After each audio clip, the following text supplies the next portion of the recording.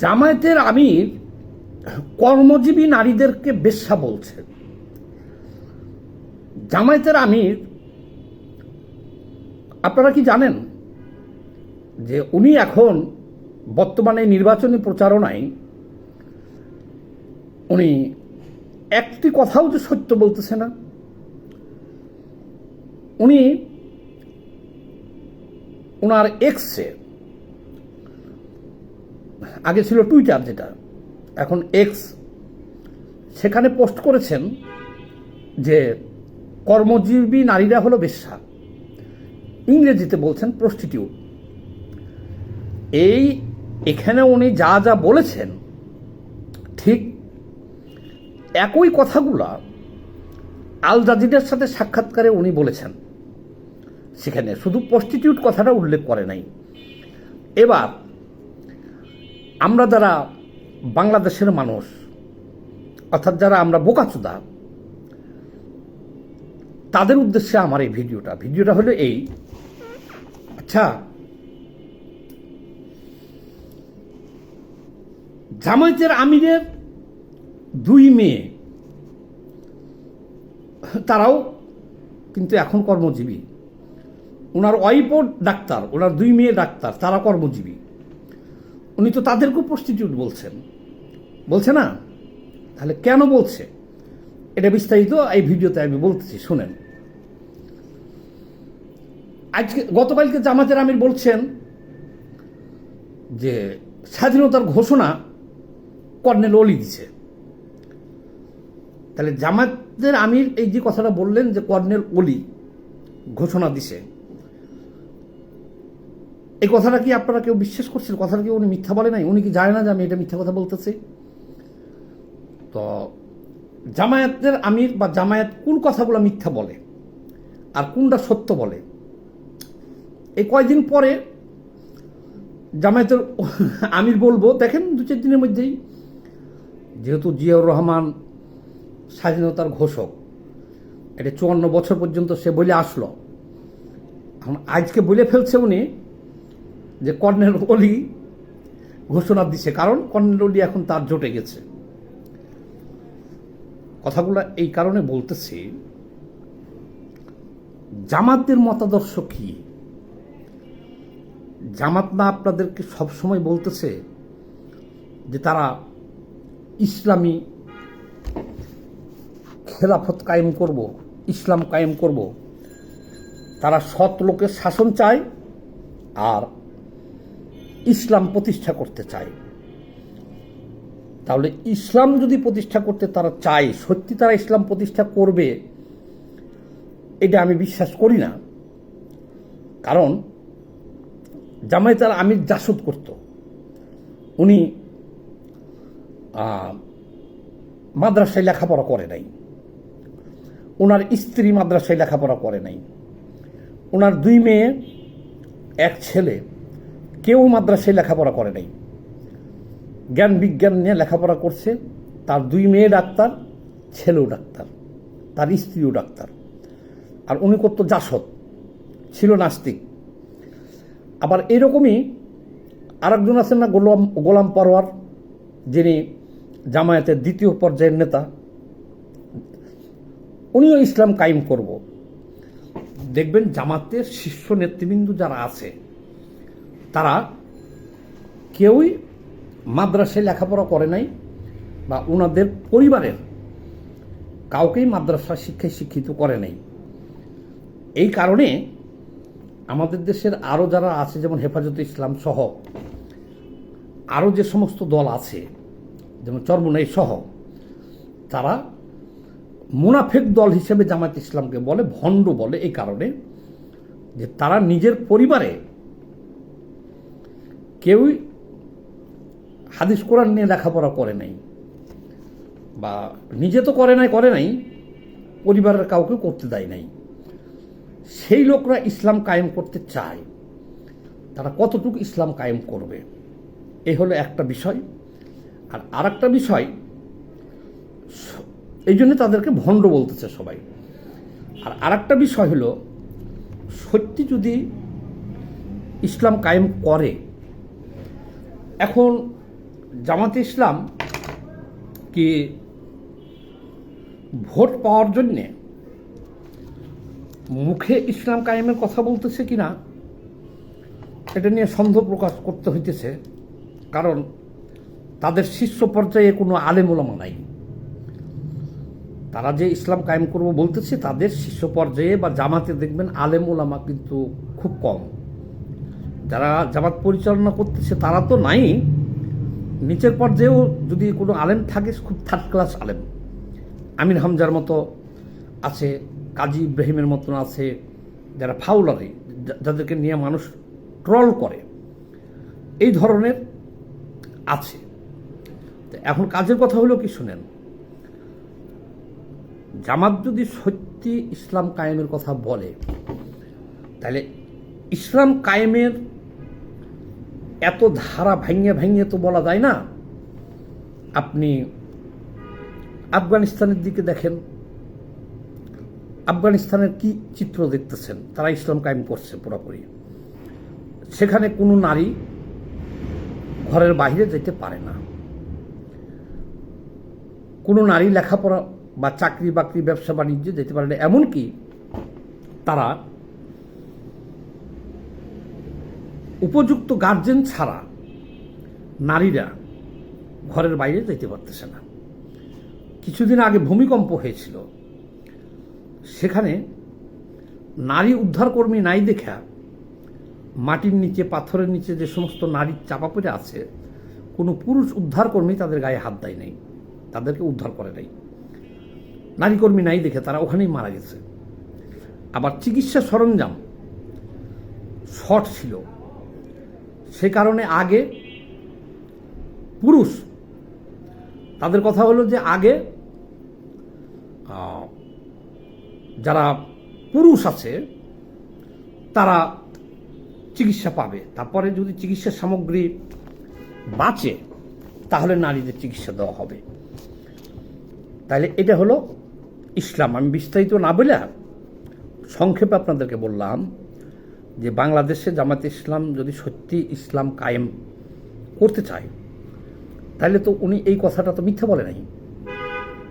ইসলামে নারীরা ঘরের বাইরে বা কর্মজীবী কর্ম করতে পারবে না, যদি করতে যায় তাদেরকে বেশ্যা হিসেবেই দেখা হবে। আচ্ছা, তাহলে উনি যে কথা বলেছে ওনার কথা ঠিক আছে, কারণ আপনারা তো জানেন হাদিস কোরআন, তাইলে এই বেচারার গালাগালি করতেছেন কেন? আপনারা যদি ইসলাম চান তাহলে ইসলাম তো শফিকের বাপের ঘরের না, শফিকুরের। ইসলামে যে হাদিস কোরআন মোতাবেক যেটা আছে বাংলাদেশ আফগানিস্তান হয়ে যাবে, নাকি শফিক আলাদা কোনো ইসলাম, তার উপরে গোলাম আজমের উপরে ওহী নাজিল হয়েছে, তার উপরে নাজিল হয়েছে, সেই ইসলাম আপনাদেরকে উপহার দিবে? জামাত ইসলাম যদি ইসলাম কায়েম করতে চায় তাহলে আপনারা আফগানিস্তানের দিকে দেখেন, বাংলাদেশ সেই আফগানিস্তানই তো হবে। বাংলাদেশে চোখের পলকে দেখবেন যে জামাতকে ক্ষমতায় আনেন, বাংলাদেশে লক্ষ লক্ষ 50 লক্ষ নারী কাজ করে গার্মেন্টসে, 1 ঘন্টার মধ্যে তাদের ঘরের বাইরে যাওয়া বন্ধ হয়ে যাবে। যত নারী কর্মজীবী আছে সব ঘরে ঢুকে যাবে, কারণ এটা তো হলো হাদিস কোরআনের আইন, এটা তো ভাইলেট করা যাবে না। তাহলে প্রথম কথাই হলো কি, জামাতকে ক্ষমতায় নেন, তারা তো পুরাটুক ভেঙে বলে নাই, এইটুক বলছে, নারীকে প্রস্টিটিউট বলছে, এতেই ঝাড়ু মিছিল করতেছেন। তাহলে তাদেরকে এখন ঝাড়ু দিয়ে পিটান না কেন? এই যে বাংলাদেশটা হলো গণতান্ত্রিক দেশ, দরিদ্রর দেশ, এখানে কোটি কোটি নারীরা, শ্রমজীবী নারী আছে, তারা কাজ করে নিজের পেট চালাইতেছে, সংসার চালাইতেছে, খাইয়া পরে বাইচে আছে। কিন্তু যখন শফিক সাহেব ইসলাম কায়েম করবে তো সাথে সাথে তো এদেরকে ঘরের ভিতরে নিতে হবে আফগানিস্তানের মতো। এটা তো শফিক সাহেবের প্রত্যেক দলিল না, বা আলাদা কোনো ইসলাম শফিক সাহেব তৈরি করতে পারবে না। এটা চরমনে পীরকে জিজ্ঞেস করছিল, উনি সোজা কথা বলে দিচ্ছে। চরমনে পীরকে সাংবাদিকরা জিজ্ঞেস করছিল যে আপনারা কি ওই তালেবানদের মতো আফগানিস্তানের মতো ইসলাম কায়েম করতে চান কিনা। উনি সত্য কথা বলছেন যে হ্যাঁ, কারণ তালেবানরা সহিভাবে ইসলাম কায়েম করেছে। এখন আপনি শফিক সাহেবকে গালাগালি না করিয়া আপনারা আফগানিস্তানের দিকে চান, আপনারা যদি সেইটা চান, দেখেন আফগানিস্তান এখন বহির্বিশ্ব থেকে বিচ্ছিন্ন, ইন্টারনেট পর্যন্ত বন্ধ করে দিছে, সিনেমা হল বন্ধ, গান বাজনা বন্ধ, সব কিছু বন্ধ করে দিছে তারা। সেটা হলো ইসলাম কায়েম করছে তারা। এখন আবার তারা কি করছে, 4 শ্রেণীতে বিভক্ত করছে মানুষকে। আলেম ওলামাদের বিচার করা যাবে না, তারপর যারা ধনী তাদের বিচার করা যাবে না, বিচার হবে যারা দরিদ্র এদের বিচার হবে। 4টা শ্রেণী ভাগ করছে। আবার এখন দাস প্রথা চালু করছে তারা, কৃতদাস। আপনি সেখানে মানুষ কিনে নিতে পারবেন, কিনে নিয়ে তার সাথে আপনি দাসী হিসেবে ব্যবহার করতে পারবেন, যৌন সম্পর্ক করতে পারবেন, তার গলায় রশি বেঁধা বা হাতে রশি, কোমরের রশি বেঁধা আপনি নিয়ে ঘুরে বেড়াতে পারবেন। মানে দাস, কৃতদাস ছিল না, কৃতদাস শোনেন নাই অন্ধকার যুগে, সেই দাস প্রথা তারা ফিরিয়ে নিয়ে আসছে এই গত সপ্তাহে, আইন করছে সরকারিভাবে। বাংলাদেশে যদি ইসলাম কায়েম করতে চান, শফিক সাহেব যদি ইসলাম কায়েম করতে চায়, তাহলে শফিক সাহেব কী করছে, শুধুমাত্র যে নারীরা ঘরের বাহিরে বের হবে তাদেরকে প্রস্টিটিউট বলছে, এইটুকুই তো বলছে, বাকিটুকু তো বলেই নাই। তাহলে এখানে আপনি শফিক সাহেবের তো দোষ দিতে পারেন না। যদি পরিপূর্ণ ইসলামের কথা বলে, উনি তো বলেই নাই এখনো, উনি শুধু বলছে ইসলাম কায়েম করব। পরিপূর্ণ ইসলাম কাকে বলে, এটা আফগানিস্তানের দিকে চান। যদি আপনারা আফগানিস্তানের মতো চান বাংলাদেশটাকে, তাহলে জামাত ইসলামরে ভোট দেন, শফিক সাহেবরে ভোট দেন, পরিপূর্ণভাবে বাংলাদেশ আফগানিস্তান হয়ে যাবে। আর যদি মনে করেন না আমরা আফগানিস্তান চাই না, আফগানিস্তানে যে ইসলাম আনছে সেখানে দাস প্রথা আছে, নারীদের গৃহবন্দী করা হয়েছে, ইন্টারনেট বন্ধ করে দেওয়া হয়েছে, সেখানে সব কিছু গান বাজনা সিনেমা থেকে শুরু করে নাটক সব বন্ধ করে দেওয়া হয়েছে, সেটা একটা অসভ্যর মতো মনে হইতেছে। এই পৃথিবীতে আর কোনো দেশ, 800 কোটি মানুষের মধ্যে প্রায় 200টি রাষ্ট্র আছে, আর কোনো রাষ্ট্র এইরকম নাই। তাহলে আমরা সেই দেশ চাই না, আমরা না খেয়ে মরতে চাই না, আমরা যে গণতান্ত্রিক রাষ্ট্র আছে সেটাই চাই। আমাদের নারীরা পুরুষরা সমান তলে পরিশ্রম করে, যেভাবে কোটি কোটি নারী এখন সারা দেশে পরিশ্রম করতেছে, দেশের উন্নতি ও অগ্রগতিতে ভূমিকা রাখতেছে, আর এই যে কোটি কোটি নারী যে কাজ করতেছে, 50 লক্ষ নারী তো গার্মেন্টসে আছে। তাহলে শফিক সাহেব যখন ইসলাম কায়েম করে এদের ঘরের ভিতর ঢুকাই দিবে, এদেরকে খাবার দিবে কোত্থেকে? তো না খেয়ে নির্ঘাত মারা যাবে। তাইলে আমরা এটা চাই না। যদি না চান, তাইলে শফিক সাহেবের যারা ইসলামের কথা বলে, তাহলে আপনাকে বলতে হবে কি, যে আমাদের দেশে যে ইসলাম আছে এখন, আমরা মসজিদে নামাজ পড়তে পারতেছি, রোজা রাখতে পারতেছি, হজ জাকাত সবই করতে পারতেছি, আল্লাহরে ডাকতে পারতেছি, এখানে কোনো কেউ বাধা দিতেছে না, যে যত খুশি আল্লাহর ইবাদত বন্দী করতে পারতেছি। তাহলে আমরা যে ইসলাম কায়েম আছে বর্তমানে, সেই ইসলামই চাই, আর নতুন করে কোনো ইসলাম চাই না, আর দেশে গণতন্ত্র চাই, শরিয়া আইন চাই না। তাহলে এদেরকে ভোট দিয়েন না, এদের রাজনীতি নিষিদ্ধ করার দাবি তুলেন। যারা ইসলামের নামে রাজনীতি করতে চাইতেছে, দেশকে আফগানিস্তান করতে চাইতেছে, এদেরকে নিষিদ্ধ করার জন্য দাবি তুলেন। তবে হ্যাঁ, তবে জামাতে ইসলামকে মানুষ সন্দেহ করতেছে এই কারণেই যে জামাতে ইসলামের নেতৃত্বে যারা আছে এরা কেউ মাদ্রাসা পড়ুয়া না, এবং এদের পরিবারের লোকজন কেউই মাদ্রাসায় পড়ে না। তাদের সন্তানদেরকে তারা ডাক্তার বানায়, ইঞ্জিনিয়ার বানাইতেছে, নিজেরাও মাদ্রাসায় পড়াশোনা করে নাই। সাধারণ মুসলমানদের ধোঁকা দিয়ে ভোট নেওয়ার জন্যে তারা ইসলাম কায়েমের কথা বলতেছে, শরিয়া কায়েমের কথা বলতেছে। এখন আপনার বিবেককে প্রশ্ন করেন।